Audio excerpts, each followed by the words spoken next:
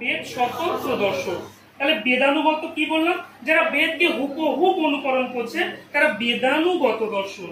আর বেদ স্বতন্ত্র দর্শন কি হচ্ছে, তারা বেদকে অনুকরণ করছে কিন্তু হুবহু বেদকে অনুকরণ করছে না, তার সঙ্গে কিছু কিছু দেখা যাবে যে এক্সট্রা তারা অ্যাড করে নিচ্ছে, সেটা হচ্ছে বেদ স্বতন্ত্র দর্শন।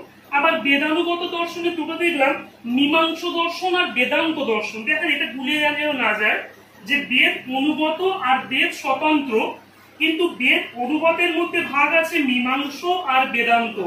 বেদান্ত আর বেদ স্বতন্ত্র আর বেদ অনুগত কিন্তু একই নয়। বেদানুগতের ভাগ হলো মীমাংস আর বেদান্ত, বুঝতে পারছেন? এবার এই মীমাংসের ভাগটা আমি এইখান থেকে তুলে এখানে নিয়ে চলে যাচ্ছি, যেহেতু ওখানে জায়গাটা কম আছে সেজন্য তুলে আমি এখানে চলে যাচ্ছি। মীমাংসের আবার দুটো ভাগ আছে, এক হলো পূর্ব মীমাংস, এক হলো উত্তর মীমাংস। কি বললাম? পূর্ব মীমাংস, এখানে জায়গাটা আমি মি বলে ডট দিয়ে দিলাম, অর্থাৎ পূর্ব মীমাংস।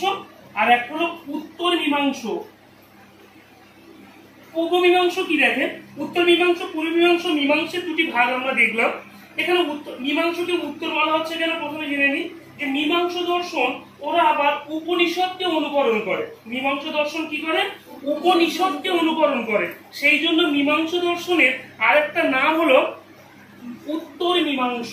তাহলে মীমাংস দর্শনকে উত্তর মীমাংস কেন বলা হচ্ছে?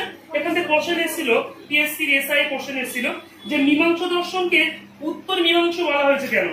অর্থাৎ কি, মীমাংস দর্শন কিছুটা অংশ উপনিষদকে অনুকরণ করেছে। এই যে মীমাংস দর্শন এরা কিছুটা অংশ আবার উপনিষদকে অনুকরণ করেছে, সেই জন্য এদেরকে বলা হচ্ছে উত্তর মীমাংস। অর্থাৎ উত্তর থেকে ভাবতেন উপনিষদ, অর্থাৎ উপনিষদ থেকে উত্তর মীমাংস। আবার এই উত্তর মীমাংসের জনক হলেন শঙ্করাচার্য।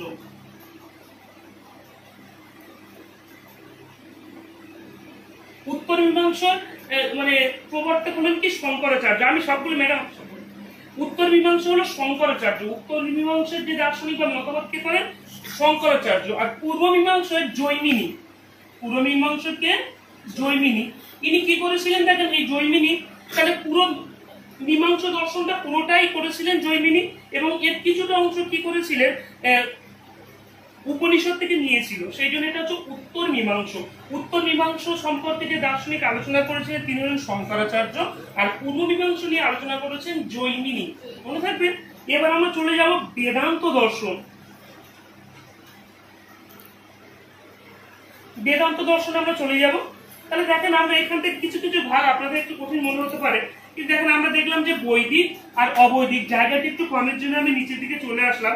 একটা হলো বেদ অনুগত, একটা হলো বেদ স্বতন্ত্র। আর বেদ অনুগত দেখলাম যে মীমাংস আর বেদান্ত।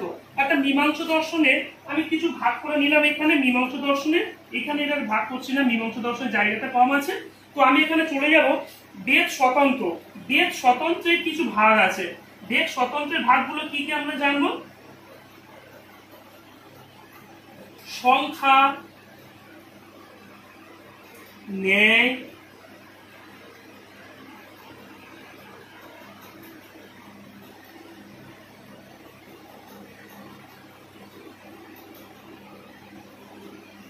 সংখ্যা দর্শন, ন্যায় দর্শন আর